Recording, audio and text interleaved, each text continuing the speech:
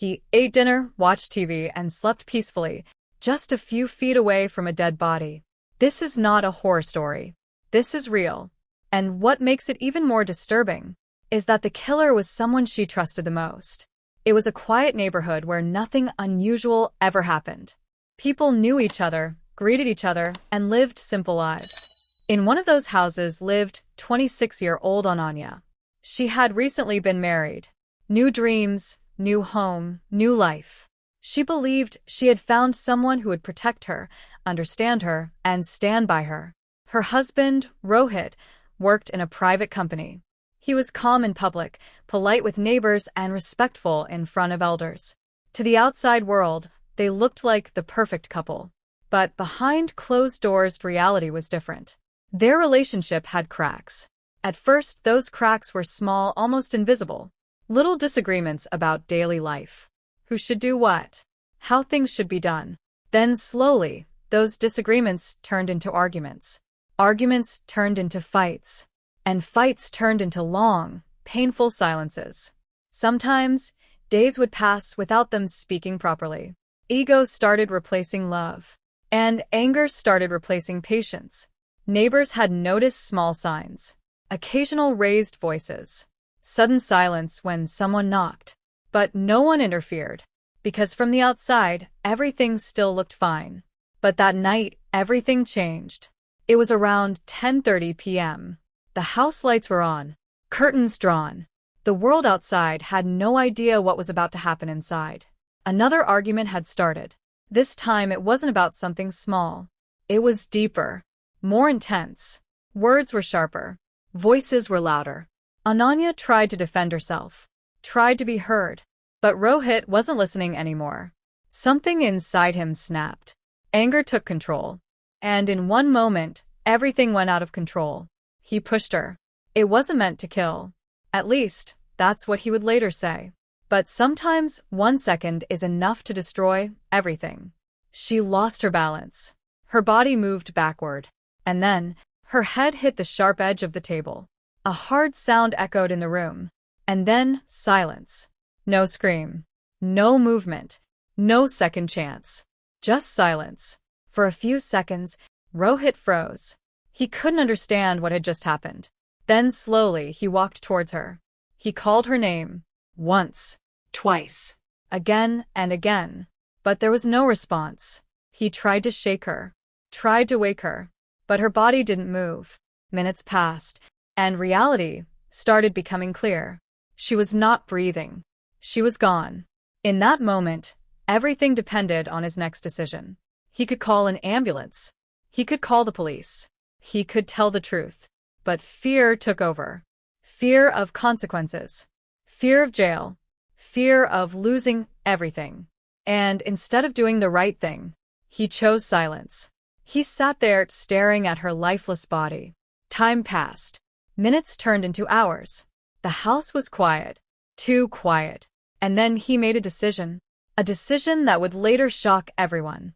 He stood up, grabbed her body, and slowly dragged it into the bedroom. He placed her on the bed, closed the door, went back and cleaned the floor. He removed every visible sign of what had happened, as if cleaning the floor could clean his crime. And after doing all that, he went to sleep.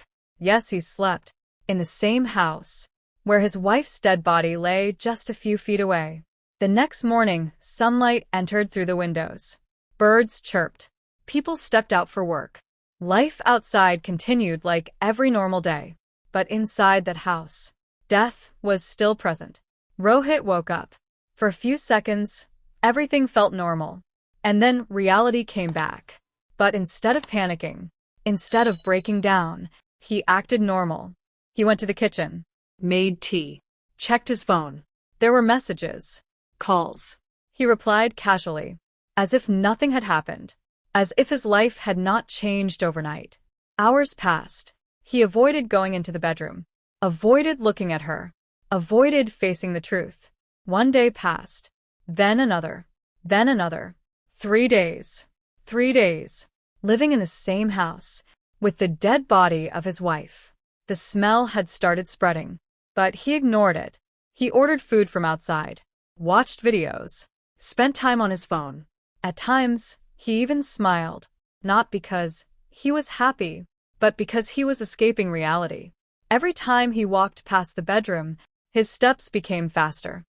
He didn't want to see her, didn't want to remember, didn't want to accept.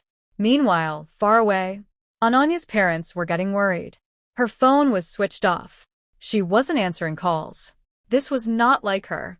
A strange fear started growing in their hearts. They tried again and again, but there was no response. Finally, they decided to go to her house.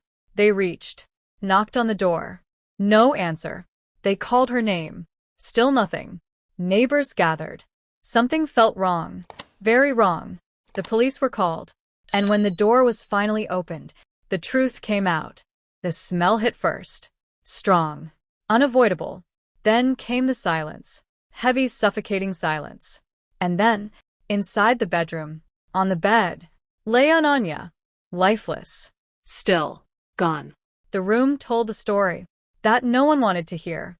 Rohit was in the living room, sitting quietly, not crying, not panicking, just sitting, as if waiting for everything to end.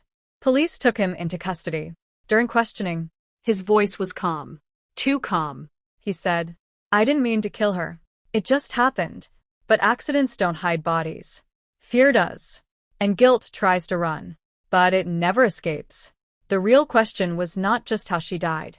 The real question was, how did he live with her dead body for 3 days? What kind of mind, what kind of fear, what kind of disconnect allows a person to sit, eat, sleep, while death lies in the next room? A relationship that started with love ended in silence, not because of destiny, but because of one moment of uncontrolled anger. One push, 1 second, and everything was over. Sometimes, the most dangerous people are not strangers. They are the ones we trust the most, the ones we live with, the ones we love. Because when anger replaces love, even a home can become a crime scene. And maybe, the scariest crimes are not the ones we hear about in dark alleys, but the ones that happen quietly, inside our own homes. If this story made you uncomfortable, that's because it's meant to. Because somewhere, this is not just a story. It's a warning.